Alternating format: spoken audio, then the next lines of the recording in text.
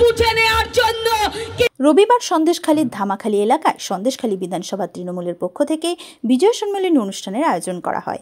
সেই অনুষ্ঠানে উপস্থিত ছিলেন রাজ্য তৃণমূল নেত্রী জয়া দত্ত, বসিরহাট তৃণমূল সাংগঠনিক জেলা সভাপতি বুরহানুল মুকাদ্দিন সহ বেশ কিছু নেতৃত্বরা। এদিনের এই মঞ্চে বক্তব্য রাখতে গিয়ে সন্দেশখালী তৃণমূলের কর্মীদের উদ্দেশ্যে উস্কানিমূলক বার্তা দিলেন এই তৃণমূল নেত্রী জয়া দত্ত। পাশাপাশি বিজেপিকে তিনি হুঁশিয়ারিও দেন।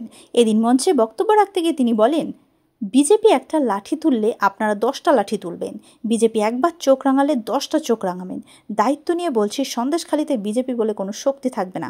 2 সেকেন্ড টাইম লাগবে আমাদের বুঝে নেওয়ার জন্য, কিন্তু আমি বলি লড়াই আমরা গণতান্ত্রিক পদ্ধতি মেনে করব। মানুষের আশীর্বাদ নিয়ে সন্দেশখালী বিধানসভা আমরা মমতা ব্যানার্জির হাতে তুলে দেব। পলাশ সরকার বিজেপির বসিরহাট সাংগঠনিক জেলা যুব মোর্চার সভাপতি, তিনি কি বললেন জেনে নেব। দেখুন, আপনারা জানেন যে সন্দেশখালীর মাটি তৃণমূল কংগ্রেসের ভিত কাঁপিয়ে দেওয়ার মাটি।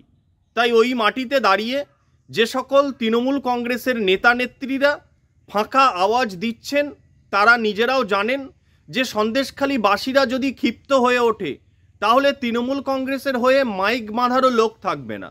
তাই এসব ফাঁকা বুলি আওড়ানোর কোনো কারণই নেই। সন্দেশখালীর মানুষ তৃণমূল কংগ্রেসকে পুরোপুরি বর্জন করে দিয়েছে এবং নির্বাচনে আপনারা তার প্রমাণও পেয়েছেন।